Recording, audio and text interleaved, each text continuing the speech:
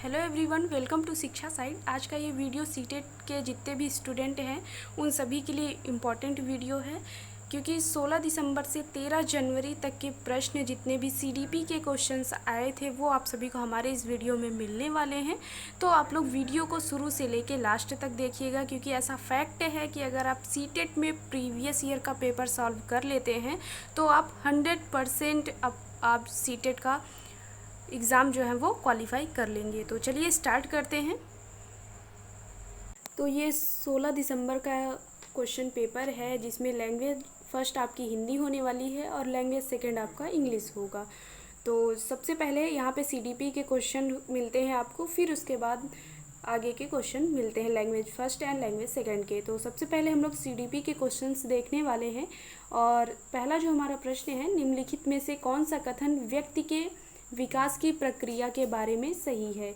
और ऑप्शंस हैं, विकास की प्रक्रिया एक दिशीय होती है, यह केवल व्यक्ति की आनुवंशिकता से प्रभावित होती है। और थर्ड ऑप्शन है, विकास की प्रक्रिया में सांस्कृतिक विविधताएं होती हैं और विकास केवल वातावरणीय कारकों द्वारा निर्धारित होता है। तो यहाँ पे आपके जो करेक्ट आंसर हो जाएगा, विकास की प्रक्रिया में सांस्कृतिक विविधताएं होती हैं, ये आपका करेक्ट ऑप्शन हो जाएगा। जिस भी आपको क्वेश्चन में केवल का ऑप्शन मिलेगा वो आपका वहाँ पे गलत हो जाता है। विकास केवल वातावरणीय नहीं, बल्कि यहाँ पे ये ऑप्शन आनुवंशिक और वातावरणीय कारकों द्वारा निर्धारित होता है। अगर ये ऑप्शन दिया होता तो ये करेक्ट होता। और यहाँ पे केवल व्यक्ति की आनुवंशिकता से प्रभावित होता है, ये भी गलत हो जाएगा। वातावरण तथा आनुवंशिकता से प्रभावित होता है और विकास एक दिशीय नहीं होता है। फिर इसके बाद अगला प्रश्न है, निम्न में से कौन सा प्रश्न बच्चों में विवेचनात्मक चिंतन को बढ़ावा देने का उदाहरण है। तो सबसे पहले आप सभी को बता दें कि विवेचनात्मक चिंतन को लेके आप सभी के प्रश्न देखने को ज़रूर मिलने वाले हैं। आप लोग अच्छे से इस पे जितने भी ज़्यादा क्वेश्चन कर लेंगे वो आप सभी के लिए बढ़िया रहेगा। तो सबसे पहले आप सभी को बता दें कि इसका जो करेक्ट आंसर क्या होने वाला है। ऑप्शन इसके हैं, पता करो कि तटीय इलाके में रहने वाले लोग क्या खाते हैं व क्यों। और सेकंड ऑप्शन है, भारत में 10 राज्यों के नाम बताओ। और थर्ड ऑप्शन है, 2 से 10 तक के पहाड़े लिखो, दी गई कविता का सुस्मरण करके वाचन करो। तो सबसे पहले यहाँ पे आप देखिए, सेकंड ऑप्शन है 10 राज्यों के नाम बताओ, तो ये भी एकदम रटंत विद्या पे आधारित हो जाएगा। 2 से 10 तक के पहाड़े रटंत विद्या पे आधारित है। दी गई कविता का सुस्मरण करके वाचन करो, यहाँ पे सुस्मरण जो दे दिया गया है ये भी रटंत विद्या पे आधारित हो जाएगा। तो यहाँ पे जो विवेचनात्मक चिंतन को जो बढ़ावा देगा कि पता करो कि तटीय इलाके में रहने वाले लोग क्या खाते हैं और क्यों, तो यहाँ पे ए ऑप्शन इसका करेक्ट आंसर हो जाएगा। अगला प्रश्न है, विकास का चरणीय सिद्धांत निम्नलिखित नियमों में से किस पर स्पष्ट रूप से जोर देता है। विकास की निरंतरता पर, विकास की अनिरंतरता पर, विकास को प्रभावित करने वाले सांस्कृतिक कारक और विकास प्रक्रिया संबंधित वातावरणीय कारक। तो थर्ड ऑप्शन है विकास को प्रभावित करने वाले सांस्कृतिक कारक और फोर्थ ऑप्शन है विकास प्रक्रिया संबंधित वातावरणीय कारक। तो चरणीय सिद्धांत जो स्पष्ट रूप से जोर देता है वो विकास की निरंतरता पर देगा। ए ऑप्शन इसका करेक्ट आंसर हो जाएगा। अगला प्रश्न है, निम्न में से कौन से कारकों द्वारा विद्यालयों में बच्चों का अधिगम से जुड़ाव प्रभावित होता है। पारिवारिक समाजीकरण, समकक्षी संबंधों, सांस्कृतिक मूल्य या बच्चों का आत्मसम्मान। तो सबसे पहले बच्चों का अधिगम जुड़ाव जो है वो प्रभावित होगा। ऑप्शन ए पारिवारिक समाजीकरण, तो यहाँ पे ए ऑप्शन करेक्ट है। समकक्षी संबंधों, क्लास में उसके जो भी साथ में स्टूडेंट पढ़ रहा है उसके साथ उसके संबंध कैसे हैं, इससे भी अधिगम का जो जुड़ाव होता है वो प्रभावित होगा। और सांस्कृतिक मूल्य, यहाँ पे ए, बी और सी तीनों ऑप्शन करेक्ट हो जाएंगे। तो यहाँ पे इसका और बच्चों का आत्मसम्मान ये भी अधिगम से जुड़ाव को प्रभावित करता है। तो यहाँ पे थर्ड ऑप्शन इसका करेक्ट है। इसके चारों ऑप्शन सही हैं। अगला प्रश्न है, जीन पियाजे के अनुसार पूर्व संक्रियात्मक चरण में बच्चे निम्न में से क्या कर पाते हैं। प्रतिलोमिक चिंतन, प्रतीकात्मक खेल, अनुक्रमिक वर्गीकरण या संरक्षण। तो फिफ्थ क्वेश्चन जो है इसका करेक्ट आंसर जो होगा वो प्रतीकात्मक खेल। पूर्व संक्रियात्मक अवस्था अर्थात तो पूर्व संक्रियात्मक का मतलब है यहाँ पे 2 से 7 वर्ष पियाजे के अनुसार पूर्व संक्रियात्मक अवस्था है। और इसमें जो है बच्चा वो प्रतीकात्मक खेल के बारे में, प्रतीकात्मक खेल ही खेल पाते हैं। तो यहाँ पे बी ऑप्शन इसका करेक्ट आंसर हो जाएगा। अगला प्रश्न है, छठा प्रश्न होगा, एक छोटी बालिका प्रतीकात्मक खेल कर पाती है पर अभी दूसरे व्यक्ति का दृष्टिकोण नहीं समझ पाती है और वह अपनी पकड़ से बाहर की घटनाओं की वजह से आसानी से परेशान हो जाती है। जीन पियाजे द्वारा सुझाए चरणों में से कौन सा चरण इस बालिका के वर्तमान स्तर को अंकित करता है? संवेदी गामक अर्थात 0 से 2 वर्ष हो जाएगा यहाँ पे। फिर इसके बाद पूर्व संक्रियात्मक 2 से 7 वर्ष और मूर्त संक्रियात्मक 7 से 11, औपचारिक संक्रियात्मक वर्ष 11 से 15 वर्ष। तो यहाँ पे ये आप देख सकते हैं। और इसमें पूछा है कि सबसे पहले यहाँ पे प्रतीकात्मक खेल आप लोग अंडरलाइन जरूर करेंगे प्रतीकात्मक खेल को लेके।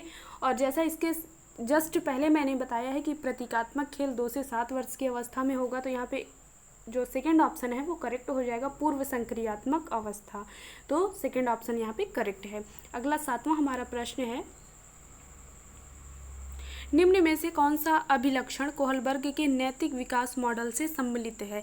नैतिक विकास के चरणों का स्वरूप सार्वभौमिक होता है, नैतिक चिंतन के विकास में निरंतरता होती है और नैतिक विकास एक क्रमिक प्रक्रिया नहीं है, यह संपूर्ण रूप से वातावरणीय कारकों पर निर्भर है और नैतिक विकास मुख्यतः सांस्कृतिक मूल्यों पर निर्भर है। तो यहाँ पे हमें बताना है कि कोहलबर्ग के नैतिक मॉडल में क्या सम्मिलित है। तो सबसे पहले नैतिक चिंतन के विकास में निरंतरता होती है, ये ऑप्शन गलत है। और फिर इसके बाद नैतिक विकास एक क्रमिक प्रक्रिया है, यह संपूर्ण रूप से वातावरणीय कारकों पर निर्भर करती है, ये भी ऑप्शन आपका गलत हो जाता है, सांस्कृतिक मूल्यों पर नहीं निर्भर करेगी। नैतिक विकास के चरणों का स्वरूप सार्वभौमिक होता है, यहाँ पे ए ऑप्शन आपका करेक्ट हो जाएगा। तो ए ऑप्शन पे आप टिक कर देंगे। अगला प्रश्न हो जाएगा और ये हमारा 8वां प्रश्न है, लेव वाइगोत्स्की के अनुसार निम्न में से किसके लिए समीपस्थ विकास क्षेत्र का इस्तेमाल करना चाहिए? तो यहाँ पे जेडपीडी के बारे में आपसे पूछ रहा है, ठीक है। अध्यापन और मूल्यांकन, केवल अध्यापन, केवल मूल्यांकन या प्रवाही बौद्धिकता की पहचान। तो यहाँ पे लेव वाइगोत्स्की के अनुसार निम्न में से किसके लिए समीपस्थ विकास क्षेत्र का इस्तेमाल किया जाता है? तो केवल अध्यापन मैंने जैसे पहले ही बता दिया है कि जहाँ भी आपको सीटेट में केवल प्रश्न मिलेगा वो ऑप्शन आपका गलत हो जाता है, तो सेकंड और थर्ड तो आपका गलत हो जाएगा। फिर इसके बाद प्रवाही बौद्धिकता की पहचान और ए ऑप्शन आपका बचता है अध्यापन और मूल्यांकन। तो समीपस्थ विकास का जो क्षेत्र है इसका इस्तेमाल जो है अध्यापन और मूल्यांकन के लिए किया जाता है, तो ए ऑप्शन आपका करेक्ट हो जाएगा। अगला प्रश्न है, एक विशिष्ट संप्रत्यय को पढ़ाने हेतु एक अध्यापिका बच्चे को आधा हल किया हुआ उदाहरण देती है। लेव वाइगोत्स्की के अनुसार अध्यापिका किस रणनीति का इस्तेमाल कर रही है? अवलोकन अधिगम, पाठ, द्वंद्वात्मक अधिगम या अनुकूलन। तो आपको ये बताना है कि आधा हल किया हुआ उदाहरण जो दे रही है अध्यापिका वो किस रणनीति का उदाहरण है। तो इसका करेक्ट आंसर जो होगा, सबसे पहले अगर कोई भी यहाँ पे थोड़ा सा हल करके फिर उसके बाद अगर आप बच्चे को दे रहे हैं तो ये वाइगोत्स्की के अनुसार यहाँ पे सेकंड ऑप्शन पाठ का निर्माण किया जाता है, सेकंड ऑप्शन आपका करेक्ट हो जाएगा। अगला प्रश्न है, निम्नलिखित में से कौन सी अभिवृत्ति एक प्रगतिशील कक्षीय माहौल के अनुसार है? निर्णय निर्धारण में बच्चों की सहभागिता, भयमुक्त अधिगम वातावरण की संरचना, विद्यार्थियों की व्यक्तिगत विभिन्नताओं का ध्यान रखना और अध्यापक द्वारा बाह्य अनुशासन कायम रखना। तो यहाँ पे प्रगतिशील कक्षीय माहौल के अनुसार यहाँ पे ए ऑप्शन आप देखें, निर्णय निर्धारण में बच्चों की सहभागिता, ए ऑप्शन आपका करेक्ट हो जाता है। और भयमुक्त अधिगम वातावरण की संरचना, बी ऑप्शन भी करेक्ट है। विद्यार्थियों के व्यक्तिगत विभिन्नताओं का ध्यान रखना, तो यहाँ पे थर्ड ऑप्शन भी करेक्ट है, ये आपका फोर्थ ऑप्शन जो है वो करेक्ट हो जाता है। फोर्थ ऑप्शन आपका गलत है। फिर इसके बाद इसमें पूछा है कक्षीय माहौल के बारे में। फाइनल आंसर की में जितने लोगों ने ये तीनों ऑप्शन में किसी एक को चूज़ किया है वो उन्हें 1 नंबर मिला है, तो इसमें से तीनों ऑप्शन आपके करेक्ट हो जाते हैं।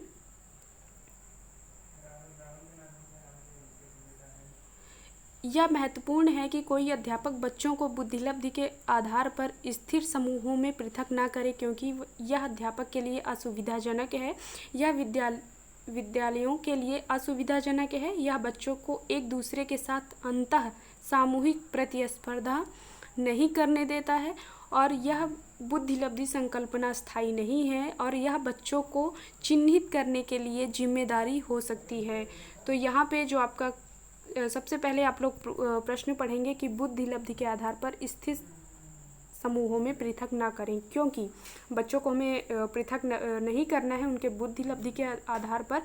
तो इसका जो करेक्ट आंसर हो जाएगा, तो बुद्धिलब्धि संकल्पना अस्थायी नहीं है और यह बच्चों को चिन्हित करने के लिए जिम्मेदार हो सकती है। तो यहाँ पे फोर्थ ऑप्शन आपका करेक्ट हो जाएगा। अगला प्रश्न है, हार्वर्ड गार्डनर के सिद्धांत के अनुसार एक कक्षा में तरह तरह की अध्यापन रणनीतियों का इस्तेमाल होना जरूरी है, क्योंकि यह बहुबौद्धिकता को निष्पादित करने में मददगार है और यह सामान्य बौद्धिकता को बढ़ाने में मददगार है, यह तारक विद्यार्थी बनाने में मददगार है, यह व्यवहारिक बौद्धिकता के बढ़ाने में मददगार है। तो इसमें आपको बताना है कि तरह तरह की रणनीतियों का इस्तेमाल क्यों करना चाहिए। तो इसका जो करेक्ट आंसर हो जाएगा, क्योंकि यह बहुबौद्धिकता को निष्पादित करने में मददगार है, क्योंकि एक कक्षा में विभिन्न बुद्धिलब्धि के छात्र हैं, तो उन सभी के लिए बहुबौद्धिकता को निष्पादित करने में मददगार हो जाएगा। ए ऑप्शन आपका करेक्ट है। अगला प्रश्न हो जाता है, 1.5 से 2.5 साल के उम्र में बच्चों द्वारा अक्सर उच्चरित द्विशब्दी उच्चारणों को क्या कहा जाता है? वाचन का अधिविस्तारण, तार प्रशित वाचन, नौवाद या बकवाद। तो सबसे पहले आपको ये भी ध्यान देना है कि आप सीटेट का क्वेश्चन पेपर सॉल्व कर रहे हैं या सीटेट का एग्ज़ाम दे रहे हैं, तो उस क्वेश्चन को आप इंग्लिश में भी ज़रूर देख लें, क्योंकि कोई ऐसे प्रश्न होते हैं जो अगर आप उसका इंग्लिश में ट्रांसलेट करके देखेंगे तो आपको वो क्वेश्चन समझ में आ जाएगा। तो यहाँ पे तार प्रशित वाचन, ठीक है, द्विशब्दी उच्चारण को तार प्रशित वाचन कहा जाता है। तो इसका बी ऑप्शन करेक्ट है। अगला प्रश्न है, पुरुष सामान्यतः दिमाग से सोचते हैं और महिलाएं अपने हृदय से सोचती हैं, यह कथन दर्शाता है? लैंगिक विभेदीकरण, लैंगिक रूढ़िवादिता और दोनों लिंगों के बीच आनुवंशिक भेद और लैंगिक स्थिरता।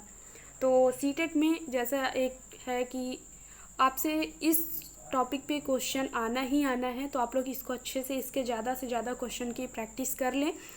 तो इसका जो करेक्ट आंसर होगा, कौन सा पुरुष समानता दिमाग से सोचते हैं, महिलाएं अपने हृदय से सोचती हैं, तो क्या दर्शाएगा? तो इसका जो करेक्ट आंसर हो जाएगा कि लैंगिक रूढ़िवादिता जो है वो पुरुष और महिलाओं में विभेद को दर्शाती है। तो यहाँ पे सेकंड ऑप्शन जो है वो करेक्ट है आपका, लैंगिक रूढ़िवाद।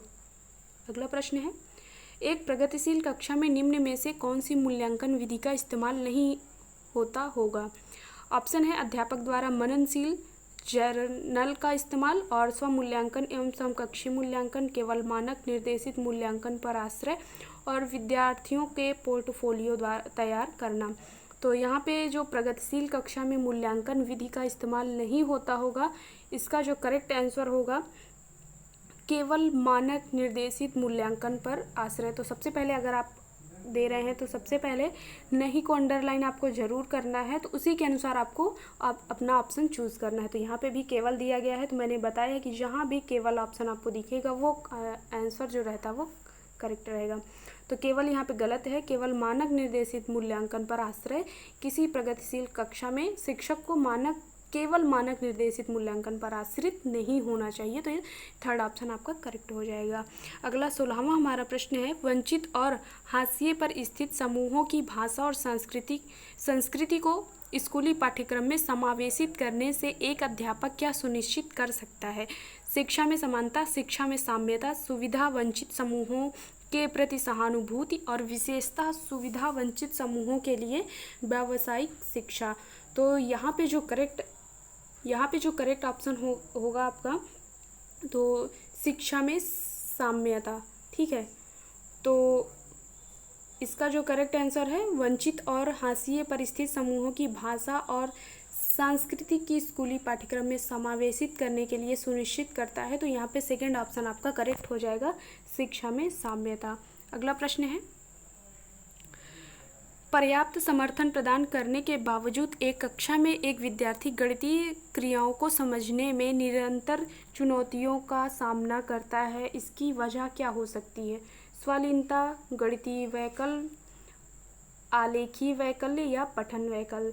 तो इससे भी कुछ टॉपिक ऐसे हैं जिसमें से प्रश्न आने निश्चित होते हैं, जैसे कि जो भी डिसकैलकुलिया और डिसलेक्सिया, इन सभी टॉपिक हो गए। और इसके अलावा मैंने इसके पहले भी बताए हैं कि इन टॉपिकों से क्वेश्चन आने निश्चित होते हैं। तो जहाँ पर भी आपको गणितीय संक्रिया से संबंधित पूछा जाएगा तो वहाँ पे डिसकैलकुलिया आपका ऑप्शन करेक्ट हो जाएगा। गणितीय वैकल्य इसको कहेंगे।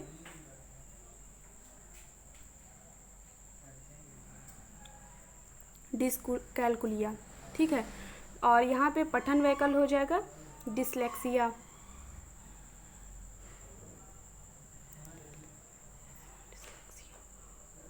तो अगला प्रश्न देखते हैं। एक समावेशी संस्था में एक श्रव्य बाधित विद्यार्थी की शिक्षा हेतु निम्न में से कौन सी रणनीति प्रभावी नहीं होगी? वीडियो चलचित्रों के प्रदर्शन में उपशीर्षकों का इस्तेमाल, पढ़ाते हुए अभिव्यक्त शारीरिक गतिविधियों और संकेतों का इस्तेमाल, मौखिक संप्रेषण के साथ साथ शाब्दिक चित्रित संप्रेषण का इस्तेमाल, संप्रेषण हेतु मुख्यतः मौखिक माध्यम पर ही आश्रित रहना। तो यहाँ पे एक समावेशित कक्षा में एक श्रव्य बाधित विद्यार्थी के लिए कौन सी प्रभावी रणनीति नहीं है? तो सबसे पहले आपको यहाँ पे नहीं को अंडरलाइन करना है और इसमें ऑप्शन चूज़ करना है कि क्या इसमें नहीं आपको करना चाहिए। संप्रेषण हेतु मुख्यतः मौखिक माध्यम पर ही आश्रित रहना, ठीक है। हम लोग यहाँ से फोर्थ ऑप्शन से देखते हैं। तो यहाँ पे जो करेक्ट ऑप्शन होगा, संप्रेषण हेतु मुख्यतः मौखिक माध्यम पर ही आश्रित रहना। और फिर क्योंकि सीधे तौर पर केवल या मुख्यतः किसी एक आप सहायक सामग्री पे आपको आश्रित नहीं रहना है।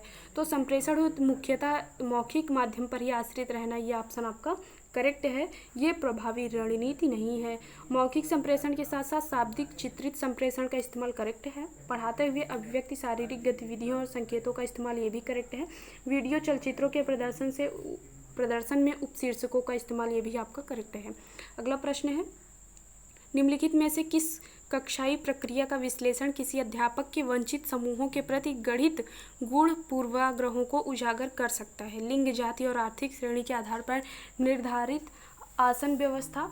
तो आपको इसमें चूज़ करना है कि किससे गूढ़ पूर्वाग्रहों को, मतलब गूढ़ पूर्वाग्रह जो हैं वो बढ़ सकते हैं। अध्यापक का निपुणता उन्मुखी अभिप्रेरणा शैली को प्रोत्साहित करना, ये तो ऑप्शन आपका करेक्ट हो जाएगा। ये आपके जो भी प्रगतिशील शिक्षा का एक एग्जाम्पल है। और अधिगम कठिनता अनुभव करने वाले बच्चों के लिए यथोचित समायोजन करना, ये भी करेक्ट है। और बच्चों को शिक्षा प्रणाली के यंत्रवादी पहलुओं का परीक्षण, प्रतिरोध और चुनौती देने के लिए प्रोत्साहित करना। तो यहाँ पे ये तीनों ऑप्शन आपके करेक्ट हैं। और सबसे पहले लिंग, जाति और आर्थिक श्रेणी के आधार पर आपको आसन व्यवस्था के निर्धारण नहीं करना है, तो ये ऑप्शन आपका करेक्ट हो जाएगा। लिंग जो भी है ये गढ़ित गूढ़ पूर्वाग्रहों को उजागर करता है। तो यहाँ पे ये जो फर्स्ट ऑप्शन है ये आपका करेक्ट है। अगला प्रश्न है, कक्षा में सृजनात्मकता को बढ़ावा देने के लिए विद्यार्थियों को कैसे अवसर प्रदान करने चाहिए? विशिष्ट उपलब्धि वर्ग में सम्मेलन के, मौखिक खोज और खोज को बढ़ाने के, परीक्षा देने के, बेहतर कौशल विकसित करने के या अभिसारिक सोच सीखने के। तो यहाँ पे जो करेक्ट आंसर होगा, सृजनात्मकता को बढ़ावा देने के लिए। सबसे पहले क्रिएटिविटी के बारे में आपसे पूछा गया है कि इसको बढ़ावा देने के लिए आप छात्रों को कौन कौन से अवसर प्रदान करेंगे। तो सबसे पहले मौलिक खोज और सोच को बढ़ाने के अवसर आप विद्यार्थी को प्रदान करेंगे। तो यहाँ पे सेकंड ऑप्शन आपका करेक्ट है। अगला प्रश्न हो जाता है,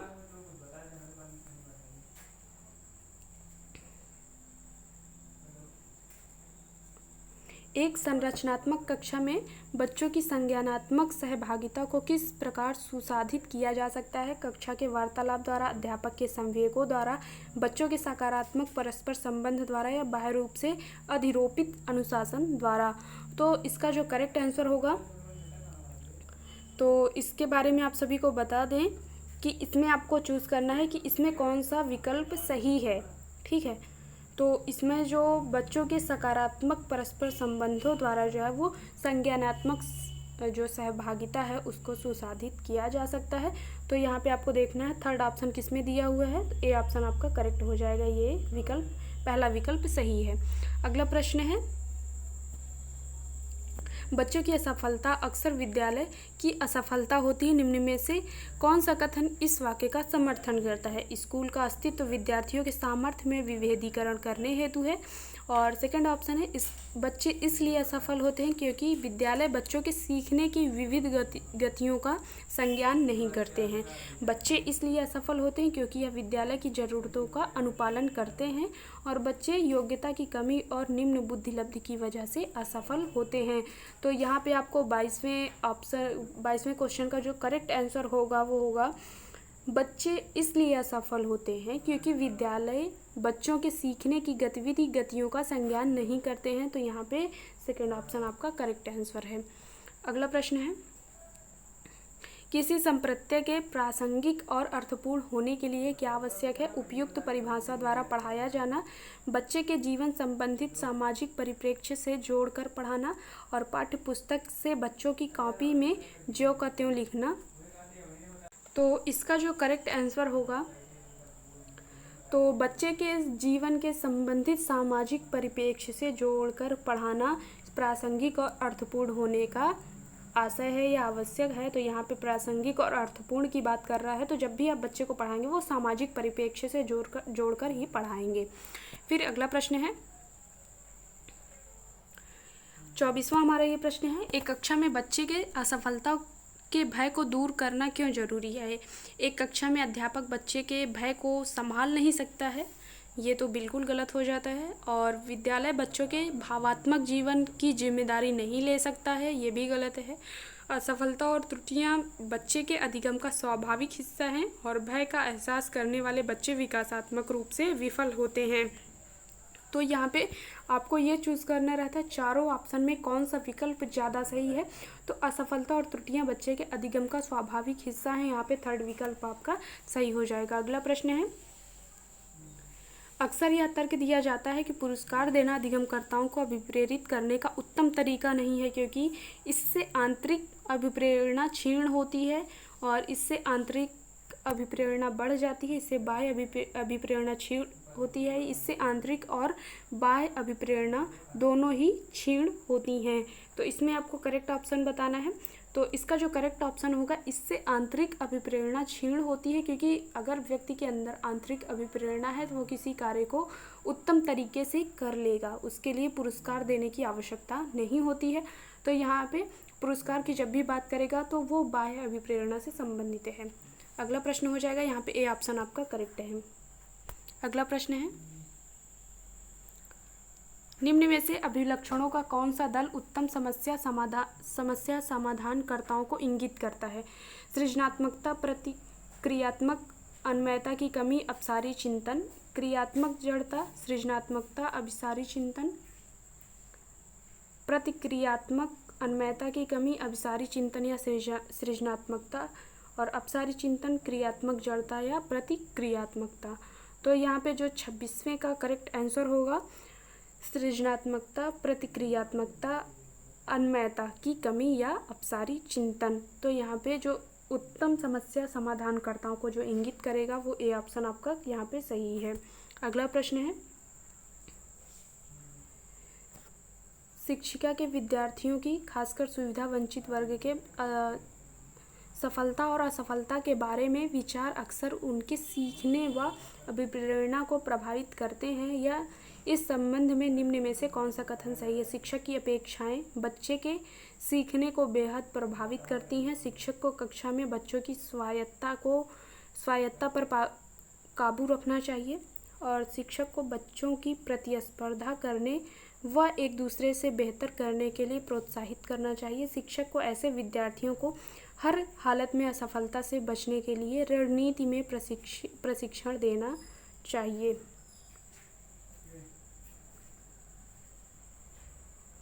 तो यहाँ पे जो करेक्ट ऑप्शन होगा, शिक्षक की अपेक्षाएं बच्चे के सीखने को बेहद प्रभावित करती हैं, तो ए ऑप्शन इसका करेक्ट है। अगला प्रश्न है,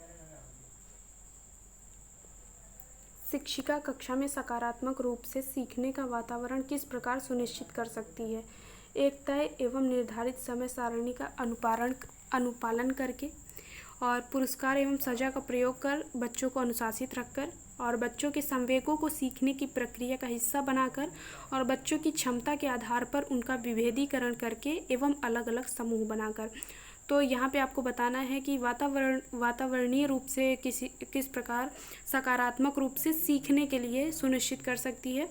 तो यहाँ पे आपका जो करेक्ट ऑप्शन होगा, तो इसका जो करेक्ट आंसर होगा, बच्चों के संवेगों को सीखने की प्रक्रिया का हिस्सा बनाकर, यहाँ पे थर्ड ऑप्शन करेक्ट है। और अगला हमारा प्रश्न है, क्या एक शिक्षक को कक्षा में एक सत्ताधारी व्यक्ति के रूप में देखा जाना चाहिए जिसे कोई चुनौती ना दे सके? हाँ, इससे विद्यार्थियों को शिक्षकों के आज्ञा पालन एवं आदर करने के मूल्यों की सीख मिलती है। ये ऑप्शन बिल्कुल गलत है। और हाँ, केवल ऐसा शिक्षक ही विद्यार्थियों को स्पष्ट मार्गदर्शन और यथातार्किक संज्ञानात्मक स्पष्टता प्रदान कर सकता है। गलत। और नहीं, विद्यार्थी ऐसे शिक्षकों से प्रश्न पूछने में हिचकते हैं जिसे उनकी सांप्रदायिक स्पष्टता में कमी रह जाती है। नहीं, आज के तकनीकी युग में शिक्षक विद्यार्थी की अधिगम प्रक्रिया में अप्रासंगिक है। तो आपको यहाँ पे करेक्ट ऑप्शन बताना है। तो इसका जो करेक्ट ऑप्शन होगा, नहीं, विद्यार्थी ऐसे शिक्षकों से प्रश्न पूछने में हिचकते हैं, और यहाँ पे थर्ड ऑप्शन इसका करेक्ट ऑप्शन है। अगला प्रश्न है, कक्षा में परिचर्चा के दौरान क्या एक शिक्षिका को विद्यार्थियों के गलत उत्तर सही करने चाहिए? हाँ, बच्चे की त्रुटियां को तुरंत संशोधन करना चाहिए। नहीं, बच्चों को अभिव्यक्त करने के लिए प्रोत्साहित करना चाहिए बिना गलत होने के भय के। और गलत उत्तर हमेशा संज्ञानात्मक स्पष्टता की कमी को दर्शाते हैं एवं इन्हें हमेशा सुधारना चाहिए। और बच्चे स्कूल में सही जानकारी प्राप्त करने के लिए आते हैं, इसलिए उनके उत्तरों को तुरंत सुधारना चाहिए। तो यहाँ पे हमारा लास्ट प्रश्न है, और इसका जो करेक्ट आंसर हो जाएगा, और इसका जो करेक्ट आंसर है, नहीं, बच्चों को अभिव्यक्त करने के लिए प्रोत्साहित करना चाहिए, वो भी बिना गलत होने के भय के। तो यहाँ पे हमारा ये सेकंड ऑप्शन करेक्ट हो जाएगा। और यहाँ पे 16 दिसंबर के 30 प्रश्न जो CDP के हैं वो यहाँ पे हो चुके हैं। आगे हम लोग लैंग्वेज फर्स्ट के क्वेश्चन देखेंगे, और अगले वीडियो में हम लोग इसके 30 प्रश्न देखने वाले हैं, लैंग्वेज फर्स्ट अर्थात हिंदी के। और अगर आपको ये वीडियो पसंद आए, प्लीज़ वीडियो को ज़रूर लाइक करें और अपने दोस्तों के साथ ज़रूर शेयर करें। और अभी तक चैनल को सब्सक्राइब नहीं किए हैं तो प्लीज़ कर लें, और साथ ही साथ बेल आइकन को ज़रूर प्रेस करें।